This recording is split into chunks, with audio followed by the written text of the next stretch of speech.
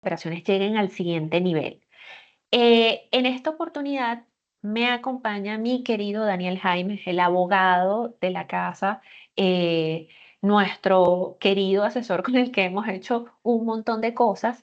Y una de las cosas que vamos a hablar el día de hoy, o lo que vamos a hablar el día de hoy, en lo que nos vamos a centrar, es justamente en esos principios legales o esas cositas que debemos tomar en cuenta cuando somos supervisores, cuando somos líderes de equipo, cuando somos gerentes, en fin, cuando nos toca representar ese tipo de posiciones dentro de la empresa, que muchas veces, bueno, nosotros nos emocionamos cuando nos dan una promoción, cuando nos dan el cargo que por fin queríamos que nos dieran, pero bueno, como dirían por allí, todo poder viene con responsabilidades. Em, a ver, no sé si les damos 2 minutitos más o comenzamos desde ahora. A ver, Daniel, como tú quieras. Bueno, yo creo que podemos ir comenzando con un pace más lento, dando oportunidad que los que se hayan inscrito puedan ingresar y luego sí vamos dándole un poquito más al ritmo que teníamos previsto. ¿Ok? Vale, ok. Igual, esta sesión va a estar grabada en YouTube. Ya va, déjenme que escucho un eco aquí. Ajá. Igual esta sesión va a ser grabada en nuestro canal de YouTube. Van a poder encontrarla completa. Y recuerden que siguiéndonos en nuestro Instagram o en nuestra página web van a poder ver contenido de valor que estamos posteando con bastante frecuencia. A ver, primero, bueno, bienvenidos al webinar Principios Legales para Supervisores. Me acompaña Daniel Jaimes. Bueno, ¿qué no decir de Daniel? Abogado y consultor laboral con más de 14 años de experiencia asesorando a organizaciones, a empresas en el manejo legal de las relaciones con el talento. Eh, a ver. Daniel ha sido pieza fundamental para resolución de conflictos con diferentes organizaciones, construcción de paquetes de compensación y beneficios, además del manejo de nóminas y para fiscales. La verdad que es un privilegio y un honor tener a Daniel aquí y voy a aprovechar que es Petit Comité. Bienvenida, Mayra. Voy a aprovechar que es Petit Comité para hacerte todas las preguntas que tengo y ustedes también aprovechen que la concurrencia no fue tan amplia esta vez y hagan todas las preguntas que tengan, que Daniel está aquí para nosotros.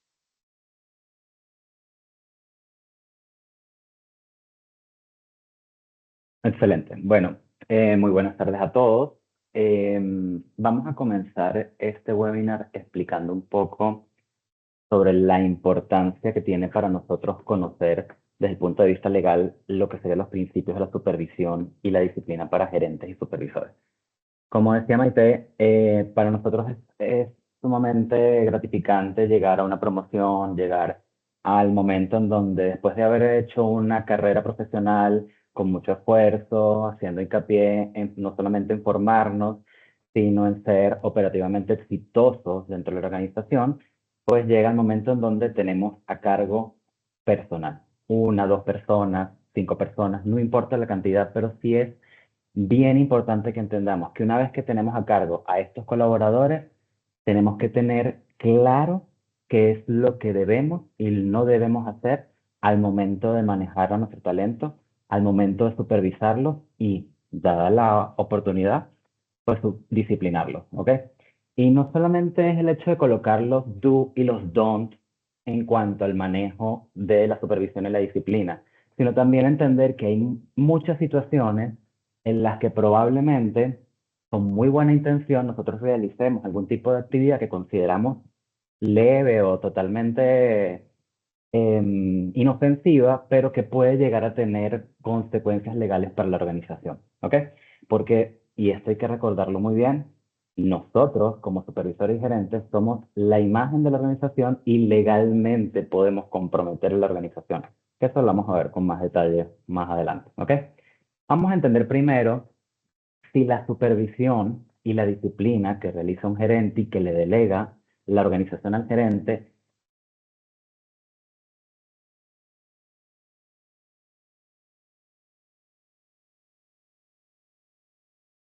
¿Me escuchan bien? Ahora sí, perfecto. Ajá. uno podrá decir, bueno, la organización me cedió, delegó ciertas facultades, ciertos poderes, me dijo en la práctica cómo es el flujo de trabajo, cómo es que yo debo organizar mi equipo, me capacitó para eso, o yo me estuve capacitando durante toda mi carrera profesional para esto, pero ¿qué puedo y qué no puedo hacer? ¿Ok? O si lo puedo hacer realmente, la supervisión y la disciplina. Pues resulta que la supervisión y la disciplina sí tiene su fundamento legal e incluso constitucional. ¿Ok? En nuestra constitución está consagrado lo que nosotros llamamos libertad de empresa. La libertad de empresa es sencillamente el derecho que tiene toda persona de desempeñarse en la actividad económica que considere más idónea o en la que tenga mayores capacidades o en todo caso en la que evidentemente la oportunidad del mercado le está mostrando como la que va a generar más rendimiento y lo puedo hacer siempre y cuando sea una actividad lícita y siempre cumpliendo con los límites que me establece la ley. Y sobre la base de esta libertad de empresa, dimana lo que es la libertad que tiene el empresario de organizar su empresa, de organizar cómo va a operar su empresa, ¿ok? Y no solamente desde el punto de vista de cuáles son los procesos, si estamos hablando de una empresa de consumo masivo para la producción del producto, sino también organizarla laboralmente. Y esto es muy importante porque organizarla laboralmente implica una serie de requisitos, como todas las personas que manejamos talento sabemos, y es desde la incorporación hasta el tema de la terminación. Estamos hablando de establecer cómo va a ser el onboarding de nuestros colaboradores, cómo va a ser las condiciones de trabajo, hablando de establecer cuáles son los horarios, hablando de cuáles van a ser las condiciones remunerativas para nuestros colaboradores, cómo debe operar cada uno de nuestros colaboradores, aquellas normas internas que yo le digo al colaborador de cómo debe o no debe hacer las cosas, ¿ok? Esa es la manera en la que se organiza el trabajo y el empleador puede hacerlo libremente y está avalado por la ley. Por ende, el empresario a los supervisores y a los gerentes les delega esta facultad. Este poder de organizar la empresa, se llama poder de dirección, también tiene un atributo bien particular y es el atributo disciplinario. ¿Ok? En el caso del atributo disciplinario, pasa algo bien particular y es que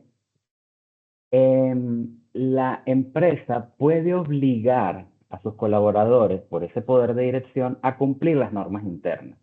También los colaboradores se exponen a que puedan ser sancionados en caso de que incumplan estas normas y los obliga a cumplir las sanciones. Legalmente yo puedo obligar a un trabajador a cumplir aquella sanción o en todo caso decirle tienes que cumplir la directriz de la empresa. Sí, ¿ok? No es que vamos a traumatizarlos, no es que vamos a generarles algún tipo de hostigamiento para que trabajen, no. El empresario, al igual que los trabajadores, tiene sus libertades y derechos y puede exigir a los colaboradores la manera en que se va a cumplir el trabajo y, en caso que no lo cumpla, sancionarlo. ¿Por qué? Porque cuando nosotros empezamos un trabajo, hay todo un proceso de socialización, de ingreso, pero sobre todo nosotros firmamos un contrato. Y aun cuando no lo firmemos, siempre hay unas normas intrínsecas en la relación de trabajo en donde yo me subordino al patrono, es decir, yo voy a obligarme a prestar un servicio a cambio de una remuneración, pero ¿cómo voy a prestar el servicio? Voy a obligarme a cumplir la forma en como ese patrono quiere que yo cumpla el servicio. Esa es la subordinación, ¿ok? Y evidentemente sobre la base de esa subordinación, ya lo han dicho la jurisprudencia, las sentencias del Tribunal Supremo de Justicia, que la empresa, por el hecho de ejercer esa subordinación a la que se somete el colaborador al patrono, puede ejercer el control disciplinario, puede sancionar. ¿Ok? Entonces, ya teniendo eso claro,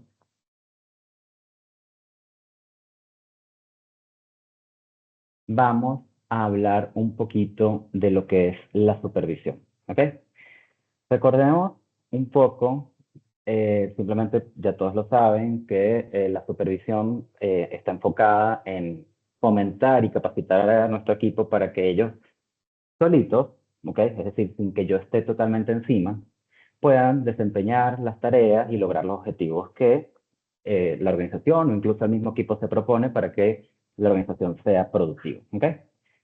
Pero más allá de eso, es que tenemos que tener claro como gerentes y como supervisores que no solamente vamos a ejercer un rol de liderazgo, es decir, esa capacidad de que yo pueda influir positivamente en nuestro equipo para que ellos puedan realizar sus tareas, sino que también lo tengo que hacer con un sentido legal.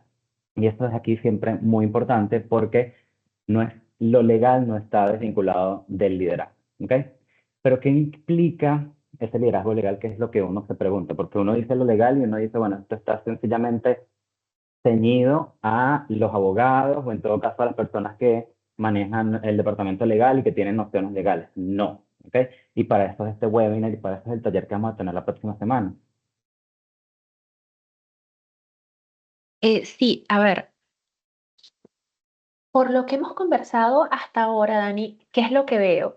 Veo que lejos de lo que uno se imagina, a veces estas posiciones, más allá de poder y demandar, pues también implican que tú veas otros aspectos que de repente no son tan mencionados. O sea, creo que cuando uno le dan la responsabilidad de liderar un equipo, de ser gerente, de ser supervisor, se enfoca mucho más o el proceso de transferencia de esta responsabilidad para que tú cumplas el rol, se enfoca mucho en, en el proceso de estas son las tareas y esto es lo que debes hacer y no tanto en las implicaciones que tiene, porque de acuerdo a lo que hemos venido conversando y a lo que nos has venido comentando, eh, eres el representante de la empresa y tus acciones no solo te atan a ti, también atan a la empresa. Correcto.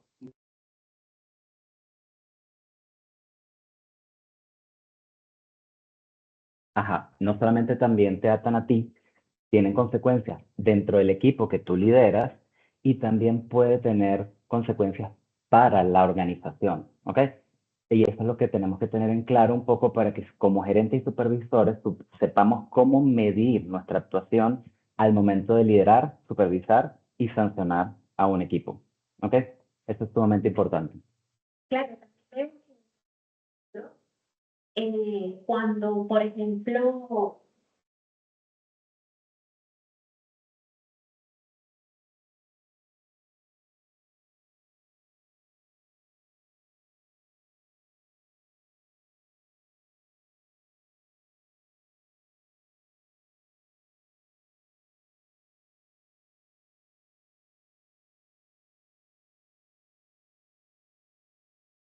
ok, perdonen. Ajá, disculpen. Y un inconveniente aquí.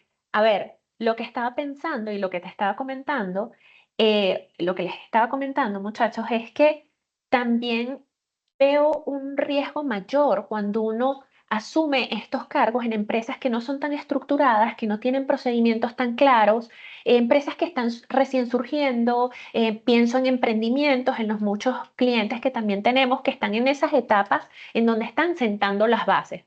O sea, porque allí no solo comprometes o puedes comprometer a la compañía, sino que tampoco es que te dan un marco de referencia que te permita actuar. Correcto. Fíjense algo, independientemente de la estructura que tenga una organización, es sumamente importante que nosotros sepamos cómo gerenciarnos a nosotros mismos, ¿ok?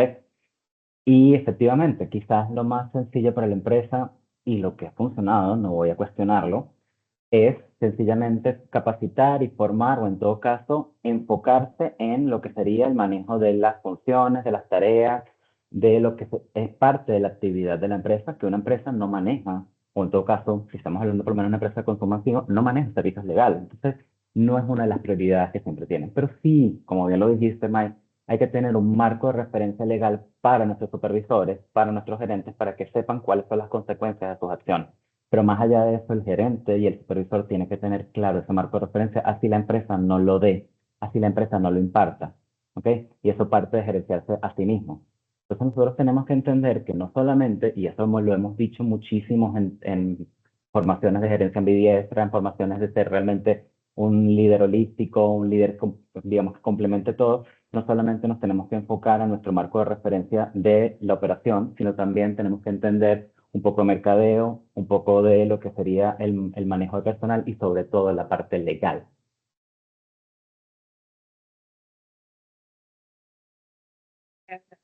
Buenísimo. Ahora, ¿qué implica para nosotros entonces ese liderazgo legal? Y aquí es donde vamos a unir ambas cosas, ¿ok? No está muy desligado de lo que es ya el liderazgo. Es decir, estamos hablando de la capacidad que tiene toda persona de influir positivamente y en este caso de influir en el equipo que está bajo nuestra supervisión, ¿ok? Y evidentemente esta capacidad no solamente se basa en fortalezas fuertes, sino también en fortalezas blandas, ¿ok? Estamos hablando que no es solamente el hecho de manejar en todo caso la ley, y esto es muy importante porque es parte fundamental del liderazgo legal, sino que también tiene que haber otro tipo de habilidades blandas como es comunicación, gestión de equipos, resolución de conflictos, y sobre todo, y esto es muy importante, una comprensión sólida de lo que son los valores éticos y profesionales, ¿ok? Porque básicamente en el marco de referencia ético no está desligado del marco de referencia legal, porque muchas de las normas que nosotros quizás conocemos o no conocemos, pero que evidentemente vamos a conversar hoy e incluso en el taller, pues tienen su contenido ético para que podamos entender qué es lo que debemos y no debemos hacer, y eso es un imperativo que todo gerente y supervisor tiene que llevar muy adentro, ponerse bien la cachucha ética para cuando tengamos dudas de lo que puede ser legal o no, ahí priva también la parte ética, que es lo que nos va a conducir a dirimir si estamos haciendo bien o no las cosas. ¿Ok? Eso es sumamente importante. ¿Ok? Entonces, vamos también a hablar, May, si quieres me ayudas con la siguiente, de el rol de liderazgo legal. ¿Ok? ¿Cuál es el alcance de este rol en el manejo del equipo? Como ya lo veníamos adelantando, el supervisor o el gerente puede representar a la empresa y obligar y comprometer a la empresa así no tenga un poder. ¿Ok? Así yo no haya firmado absolutamente nada que me diga, yo voy a representar a la empresa o la empresa haya firmado algo diciendo que Daniel Jaime es el representante legal de la empresa, yo, por el hecho de ejercer la función de supervisor o gerente, puedo llegar a comprometer legalmente a la empresa. ¿Ok? ¿De quiénes estamos hablando? Estamos hablando de directores, de gerentes, de administradores, de jefes de personal y toda aquella persona que ejerza funciones de dirección. ¿Ok? Esto es un término que nosotros conocemos no solamente por haber llegado a esos cargos de dirección, sino también porque, bueno, está en el argot que manejan todas las organizaciones, de que una persona es empleada de confianza, otra persona es empleada de dirección y otra es una persona sencillamente de nómina diaria o un operario o un analista, ¿ok? Estas diferenciaciones tenemos que tenerlas claras. Aquí solamente les voy a dar una breboca de lo que debe considerarse un empleado de dirección, porque el empleado de dirección es un gerente, es un supervisor. ¿Por qué? Porque el empleado de dirección es aquel que tiene personal a su cargo. ¿Ok?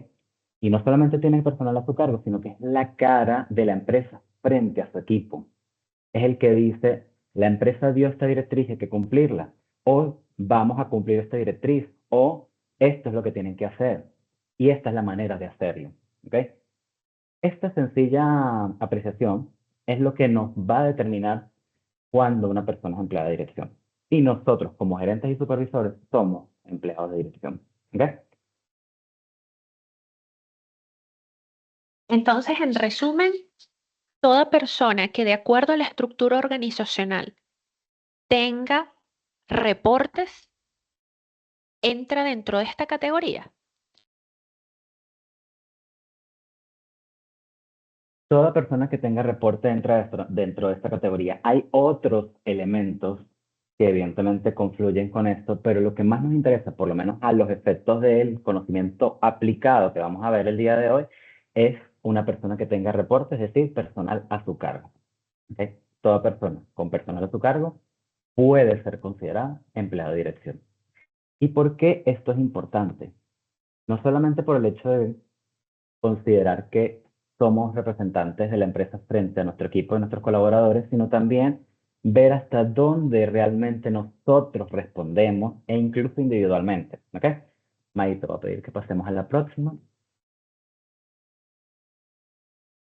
La ley del trabajo me establece una disposición que todavía no ha tenido, digamos, una explicación de hasta dónde puede llegar a afectar a un gerente o un supervisor, pero por lo menos de la manera en la que está establecida en la ley nos da a entender que nosotros podemos ser responsables de manera solidaria con la empresa sobre las obligaciones que deriven de la relación de trabajo. Y aquí voy a hablar de cuáles son esas obligaciones. Estamos hablando de garantizar condiciones mínimas de trabajo, garantizar una compensación suficiente y necesaria, e inclusive en caso de terminación, el pago de lo que serían las prestaciones dinerarias que tiene derecho por todo el tiempo que prestó servicios para la empresa. Quiere decir que yo como gerente y supervisor tengo que pagarle a mi equipo sus prestaciones sociales. Vamos a aclarar eso un poquito, ¿ok? Nosotros como gerentes y supervisores seguimos siendo empleados subordinados a la organización. Es decir, la organización también nos debe a nosotros condiciones laborales, ¿ok? Y la organización es la que básicamente responde por toda lo que sería las condiciones laborales, tanto las mías como las de mi equipo, ¿ok? Sin embargo, a la hora de las chiquitas, cuando haya una terminación de alguno de nuestros miembros del equipo y ese miembro no esté contento con lo que recibió por prestaciones sociales, él perfectamente puede ir a una sede administrativa o a una sede judicial y reclamar a la empresa y llamarnos a nosotros como responsables solidarios. ¿Ok? No es que va a afectar necesariamente mi patrimonio, porque en definitiva la solidaridad es que yo puedo demandar a cualquiera, pero resulta que ese cualquiera, si lo llega a afectar, yo puedo ir contra el otro responsable solidario y decirle, mira, yo pagué, págame a mí. ¿Ok? Pero aquí hay un inciso particular, que como estamos hablando de una relación laboral, la empresa es la que patrimonialmente debe responder. Y que me hayan llamado a mí a ese reclamo o a esa demanda es sencillamente por el hecho de que yo fui la cara de la empresa, yo fui el patrono ante mi equipo. ¿Ok? Es súper importante que lo tengamos en cuenta porque nosotros asumimos ese rol con mucho entusiasmo, pero no nos damos cuenta de la carga legal que asumimos.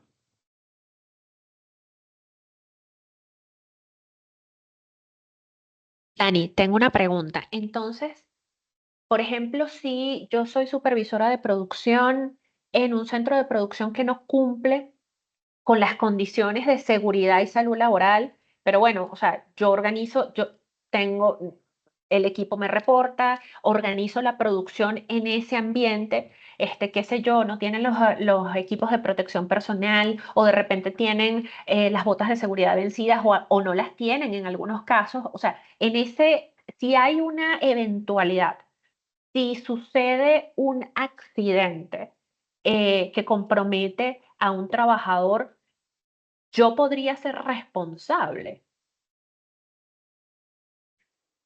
Sí, pero vamos a delimitar un poco lo que nos comentas porque aprovechando el ejemplo, porque el ejemplo tiene muchos matices, inclusive en la materia de seguridad y salud también tiene muchas especialidades.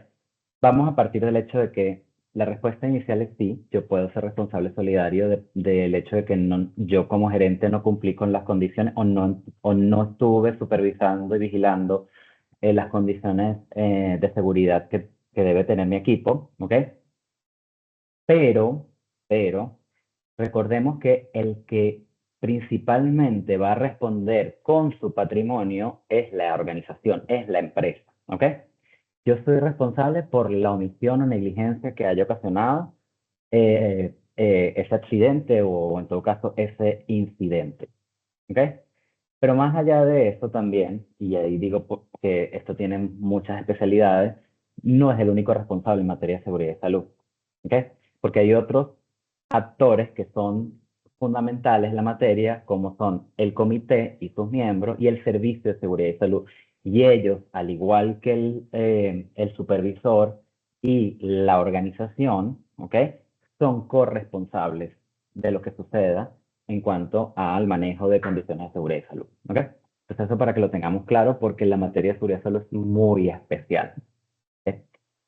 Ahora, ¿qué pasa si más allá de el hecho de que yo no haga las cosas correctamente y que el día de mañana, o no necesariamente correctamente, sino que uno de los miembros de mi equipo no esté contento de la manera en cómo terminó su relación de trabajo y demande a la empresa y me demande a mí? ¿Ok?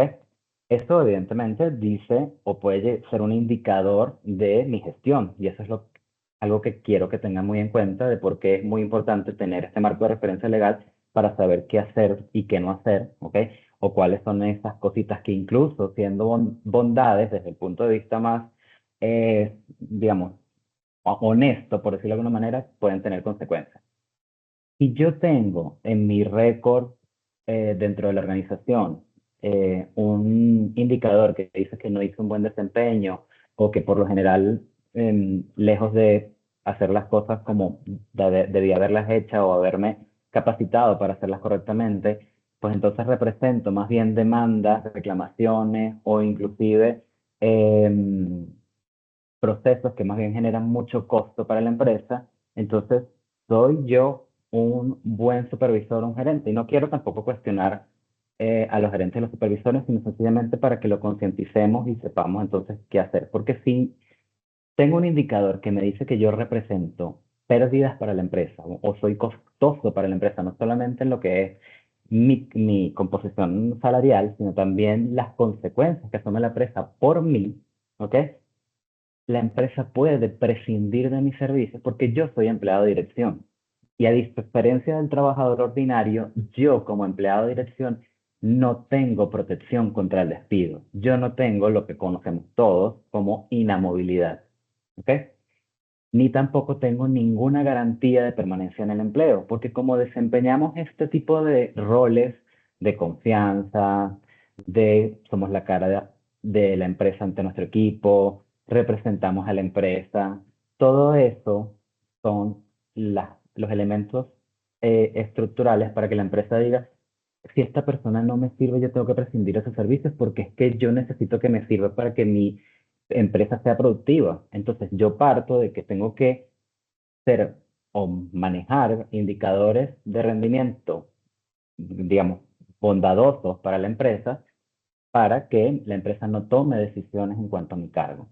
¿Y qué pasa si me despiden? Dirán algunos, bueno, seguramente me van a tener que pagar mis prestaciones sociales y la indemnización por el despido, porque yo soy una persona que dedicó 14 años a la empresa y ellos me deben todo. No. Realmente lo que debe la empresa es pagar las prestaciones legales, las mínimas que establece la ley, o en todo caso las que convencionalmente haya acordado con el gerente, con el supervisor, pero no está obligada a pagar una indemnización por despido, ¿ok? Porque al no tener esa garantía de permanencia en el empleo, al no tener esa certeza de que no me pueden, hablándolo claro y raspado, votar de la empresa, ¿ok? La empresa perfectamente puede prescindir de esa indemnización. ¿Ok? Eso es algo que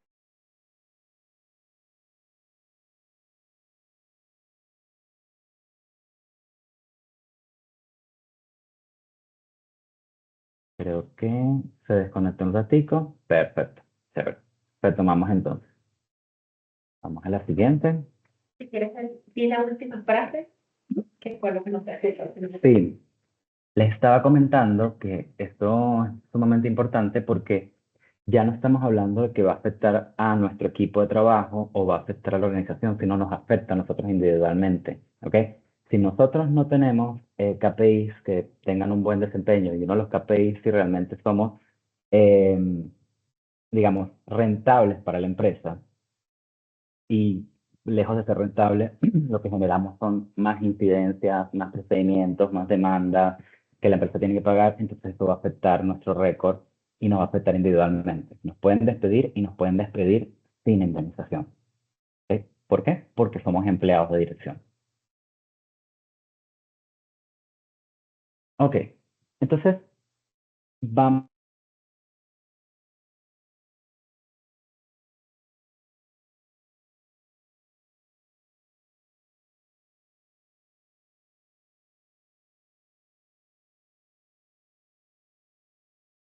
Ok, ¿me escuchan bien? Chévere. Poner la cámara nuevamente. Ok, entonces ya vamos como que entrando en la última parte de la supervisión para que vayamos entendiendo lo que es más complicado, porque es básicamente lo que nos va a dar, eh, digamos, la información de qué es aquello que nos puede decir si somos rentables o productivos para la organización. ¿Ok? Y es cómo manejamos la disciplina, porque no solamente el hecho de supervisar el trabajo para que nuestro equipo cumpla las metas, sino también de decirle cuándo hicieron mal las cosas, por lo menos desde el punto de vista de lo que son las tareas impuestas o convenidas por la organización con los colaboradores. ¿Ok? Y la disciplina es algo que debemos saber manejar con criterio legal porque hay muchas consecuencias desde el punto de vista legal. Primero vamos a hablar un poco de lo que es el principio de legalidad. Quizás es muy fácil de entender porque cuando nos dicen legalidad es todo aquello que es legal, pero más allá de entender que todo es legal o que no es legal, es que yo no puedo sancionar o disciplinar a un colaborador, sino solamente conforme a lo que está establecido en la ley. ¿Ok? ¿Qué quiere decir? Que si yo voy a disciplinar a uno de mis colaboradores porque está realizando, no sé, sismografía dentro de la organización, porque está comentando que lo que pasó en Coldplay con el CEO de Astronomer, pues bueno, yo no voy a poder sancionarlo porque sencillamente no voy a incurrir, o en todo caso ver que está incurriendo en una de las causas que establece la ley para yo poder disciplinarlo. ¿Ok? Y eso es sumamente importante porque esto ya me va a dar lo que es el marco de referencia de por dónde me tengo que ir para poder disciplinar a un colaborador. Es decir, que más allá de cuáles son las consecuencias, yo también como gerente debo entender cuáles son esas causales de que yo pueda, como quien dice, apretar las tuercas con un colaborador. O sea, no es tan amplio como no hizo lo que yo le pedí o me parece que está actuando de manera inadecuada. Correcto. ¿Por qué? Porque la ley me establece cuáles son las causales o las faltas por las cuales yo puedo disciplinar, ¿ok? Y específicamente por las cuales yo incluso en últimas instancias puedo despedir a un trabajador. Entre las que podemos mencionar, las más emblemáticas son las inasistencias injustificadas al trabajo, ¿ok? Pero no cualquier inasistencia justificada al trabajo, porque necesito que por lo menos dentro de un mes se cumpla por lo menos 3 inasistencias. ¿Ok? Y se cuenta desde el mes completo desde la primera inasistencia. Quiere decir que si la tercera inasistencia fue en el día 31, ya no puedo decir que él incumplió con la falta. ¿Ok? Como para poner un poquito ya en contexto.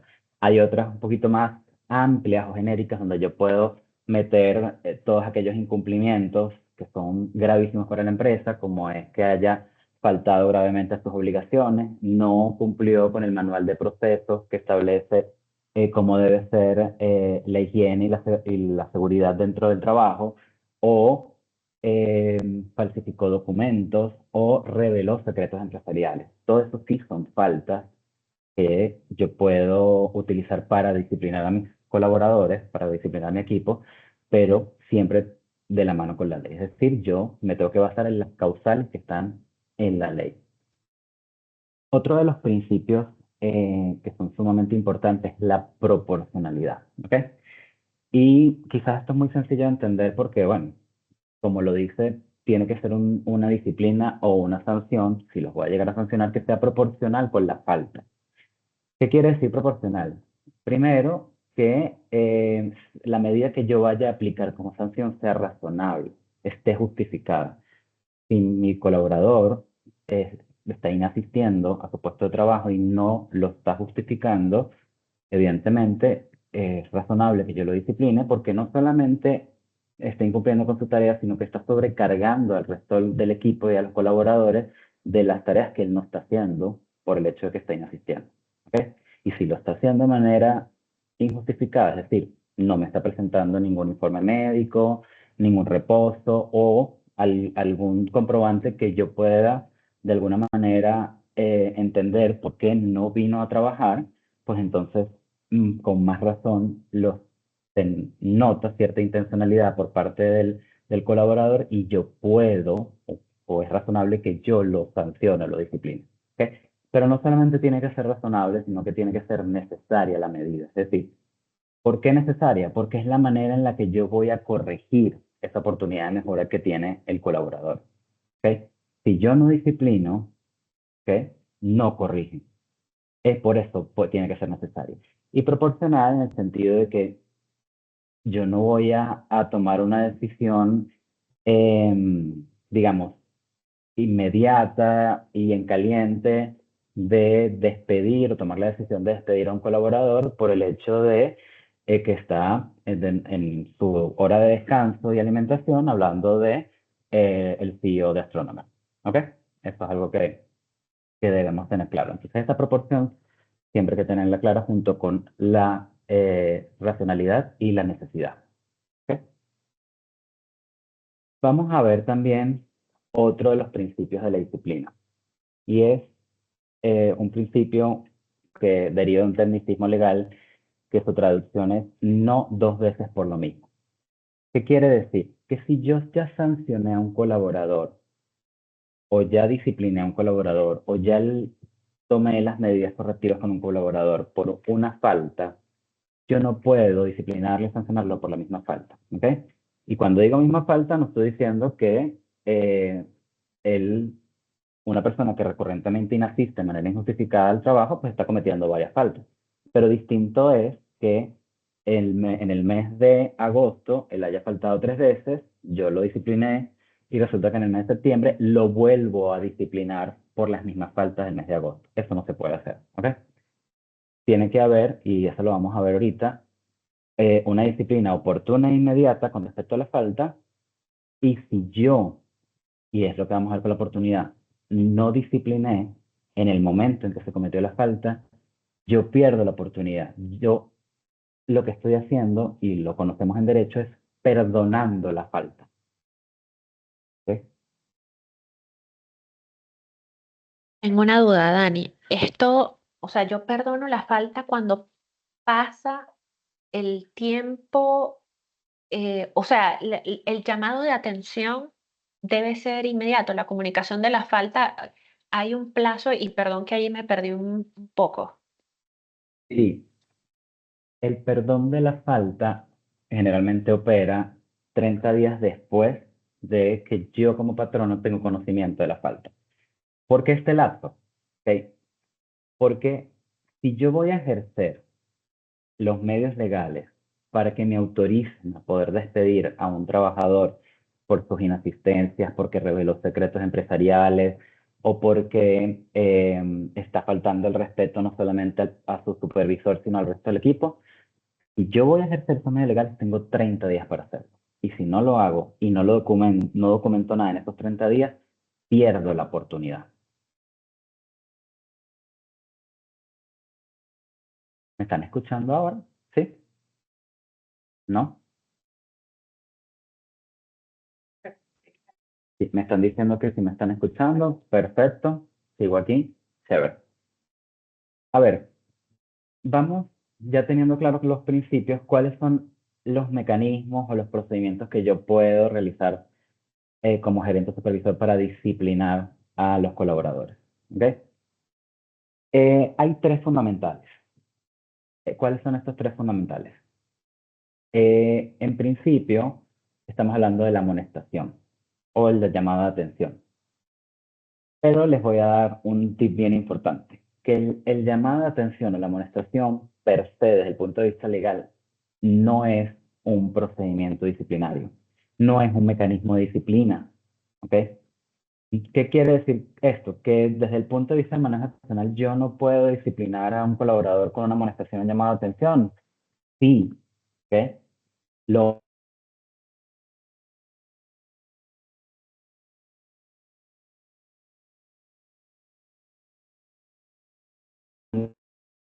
amonestaciones, ¿no me escuchan?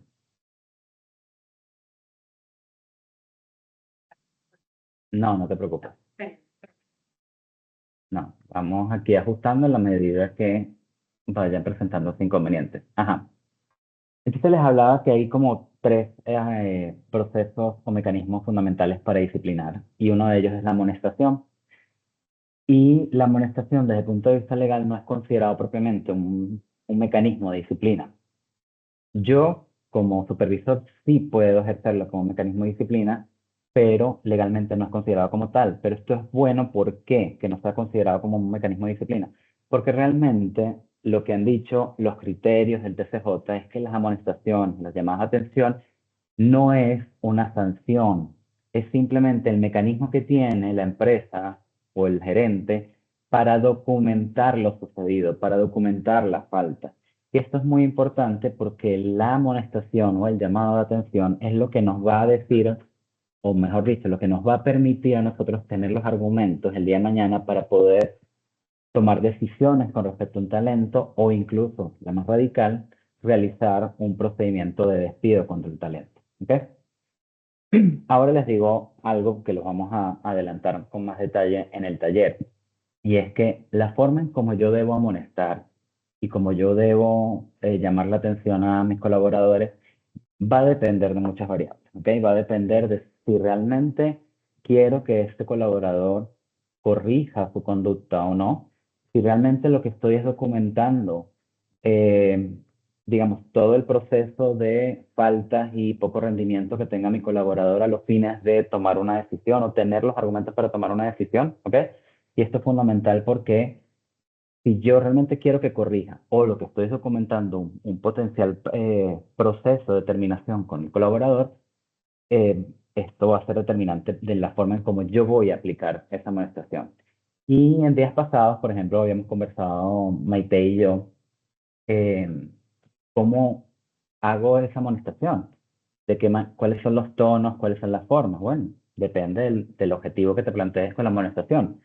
Si yo lo que quiero es que corrija, pues realmente no sería bueno realizar una amonestación por escrito en donde yo le digo todo lo malo que ha hecho, donde yo utilizo adjetivos, donde yo le digo que si no corrige entonces va a ser despedido.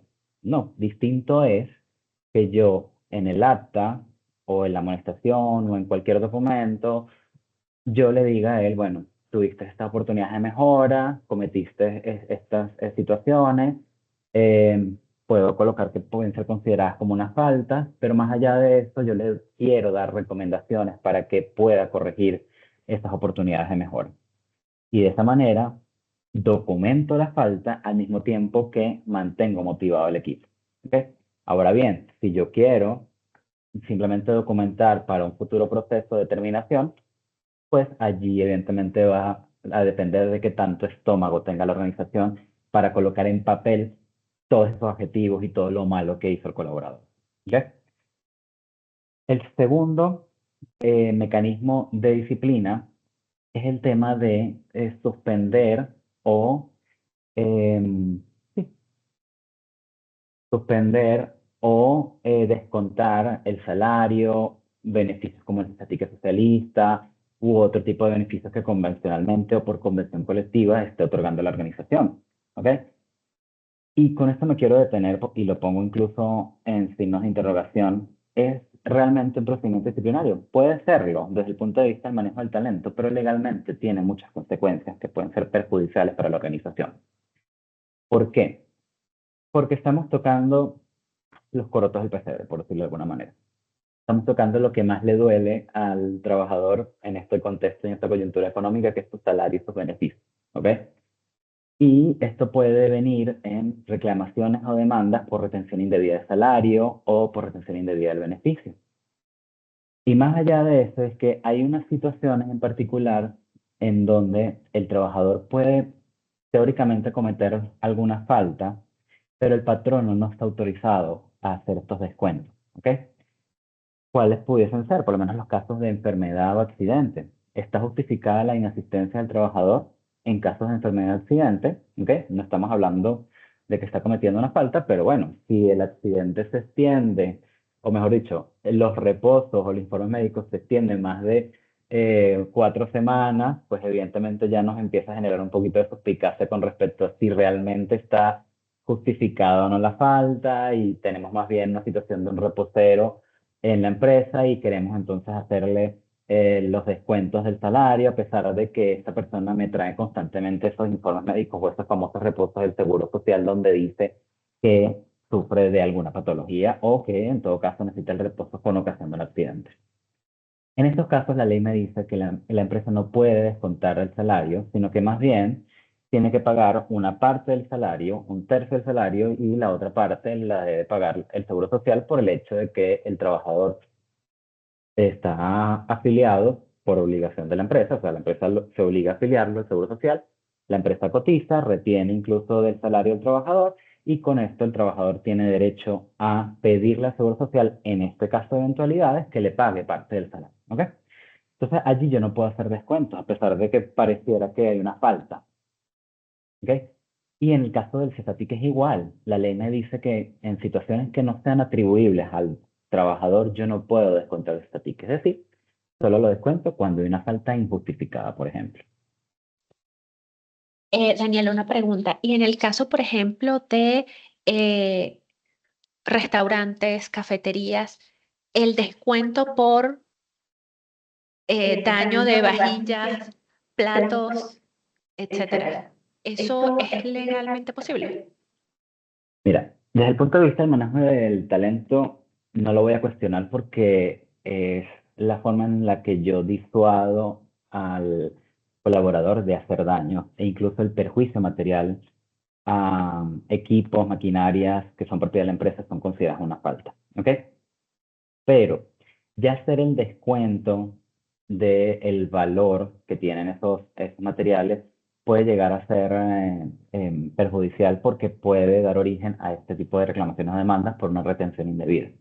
Entonces, la recomendación es, yo pudiese convenir con el trabajador de que él tiene que ser el custodio de las herramientas que se le entreguen o de el uso correcto de lo que serían todos los implementos de trabajo y colocar inclusive la posibilidad o convenir con él la posibilidad de que si llegase a haber algún tipo de daño, pues lo tiene que compensar. Pero ya llevarlo a la práctica desde el punto de vista legal puede tener sus consecuencias. ¿Ok? Y no solamente va a tener consecuencias en que si una autoridad considera que yo tengo que regresarle ese salario o ese monto que le desconté, eh, también puede obligarme inclusive a pagar intereses de mora o inclusive algún tipo de indemnizaciones por daño moral, por el hecho de haberlo sometido a ese escarnio público, cosas así por el estilo. Entonces, esto es para que lo tengamos en cuenta porque esto puede ir mucho más allá de simplemente la oportunidad que tiene la empresa de compensar el valor de la pérdida por ese daño ocasionado por el colaborador. ¿Ok? Y el tercero, y vamos cerrando aquí para dar oportunidad a las preguntas y las respuestas, es el despido. Y aquí voy a ser muy, muy, muy enfático, pero también muy general. Y es que en Venezuela está prohibido de manera generalizada el despido. Solo excepcionamos a los que serían los empleados de dirección, aquellas personas que tienen menos de un mes en la organización trabajando o incluso a aquellos trabajadores contratados por jornadas eventuales o en todo caso temporadas, ese tipo de cosas, porque básicamente van a tener la protección del despido durante el tiempo que estén trabajando, pero se termina la temporada, se termina la eventualidad y pierde esa protección contra el despido. ¿Ok? Si yo quiero despedir a alguien, ¿qué hago? Si yo quiero despedir a alguien que esté protegido con esta famosa inamovilidad, yo tengo que cumplir un procedimiento ante la autoridad de aplicación, que es la Inspectoría del Trabajo.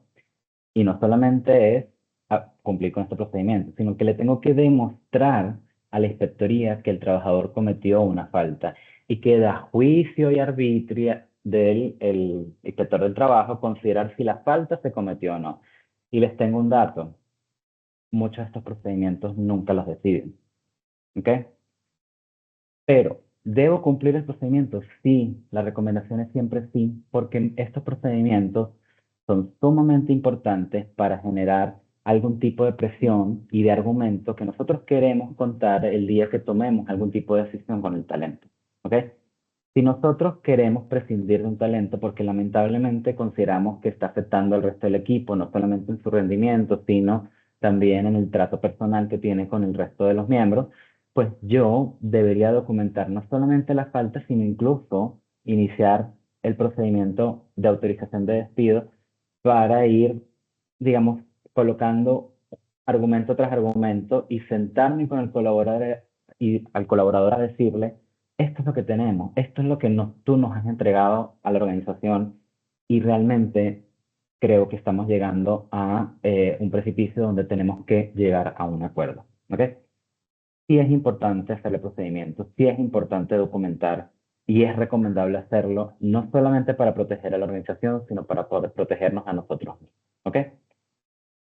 Yo creo que podemos dar por concluida la sesión, pero me gustaría escucharlos si tienen alguna pregunta y evidentemente invitarlos al taller el próximo martes porque vamos a desarrollar con mucha más amplitud y vamos a dar recomendaciones y buenas prácticas para que podamos en la práctica llevar a cabo todo esto que conversamos el día de hoy.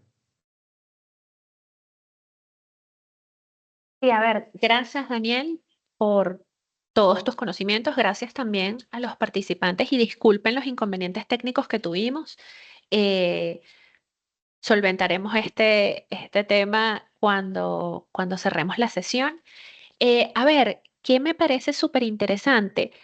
Este es un conocimiento necesario para asumir con, con herramientas un cargo de supervisión, de gerencia, de dirección, un cargo de liderazgo.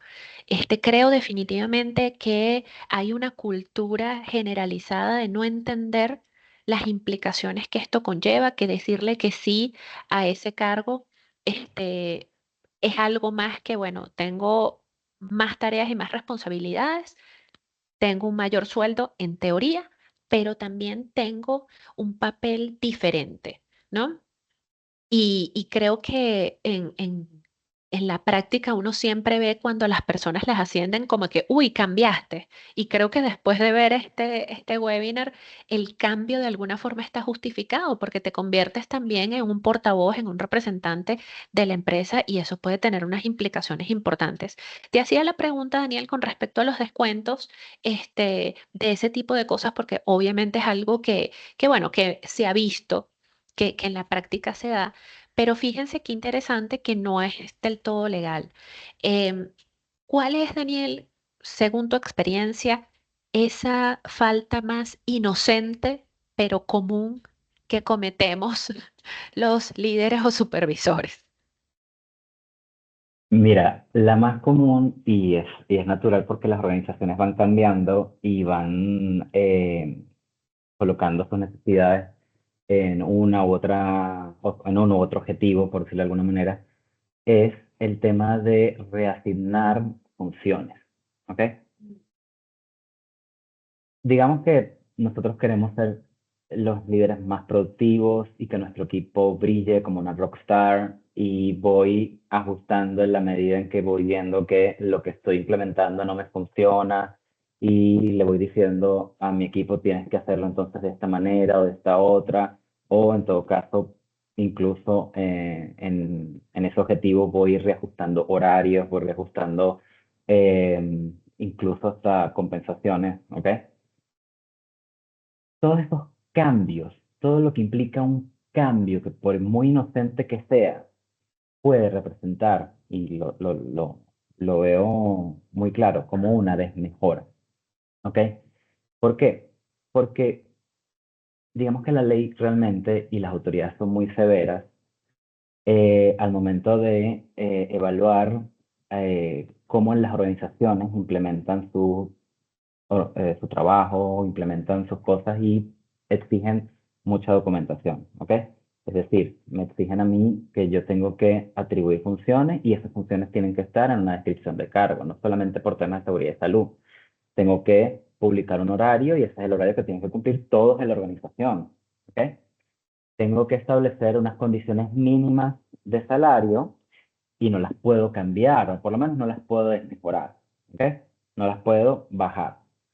Pero resulta que nada es estático y las organizaciones cambian y aprenden de el contexto, de sus errores y yo necesito reestructurar la organización y para eso voy cambiando funciones, voy cambiando horarios, voy diciendo nos vemos el fin de semana, voy diciendo vas a trabajar horas extras el día de hoy, o voy diciendo vamos a establecer un nuevo paquete de compensación donde yo voy a decirte a ti que si tú trabajas como te estoy diciendo que debes trabajar, vas a ser una rockstar y vas a ganar, no sé, $2.000 mensuales.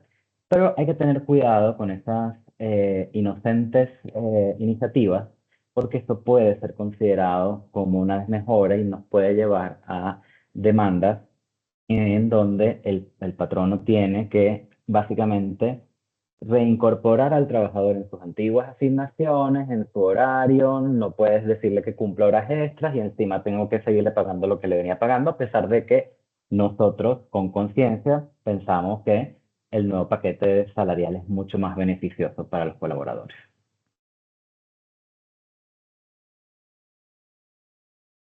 Vale, gracias Daniel. Mira, aquí no tengo preguntas en el chat ni en el Q&A. No se pierdan la oportunidad de tener este taller con Daniel. Son 2 días en donde van a poder explayarse con todas las preguntas que tienen, las dudas que tienen en estos momentos, si están asumiendo un cargo de dirección, de supervisión, de liderazgo, de gerencia, o si lo van a hacer, incluso si son del área de recursos humanos y quieren afianzar sus conocimientos con respecto a cómo comunicar y ejecutar este tipo de cosas.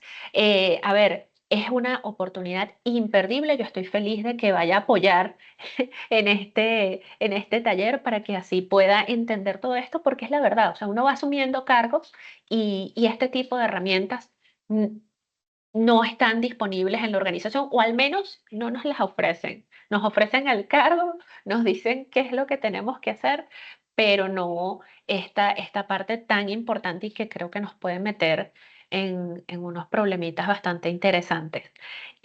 Bueno, sin más, muchísimas gracias, Daniel. Ya saben, nosotros tenemos en nuestro perfil de Instagram todos los datos para que ustedes se inscriban. No duden en hacerlo. Es la próxima semana. Son 2 días, del 12 al 13 de agosto, en un horario bastante conveniente para todos aquellos que trabajamos. Y pues nada, estaremos allí seguramente viéndonos nuevamente. Bueno, Chao, muchas feliz gracias. tarde. Chao.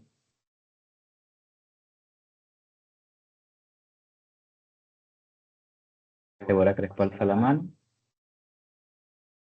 Creo que fue un chao. Chao, feliz tarde.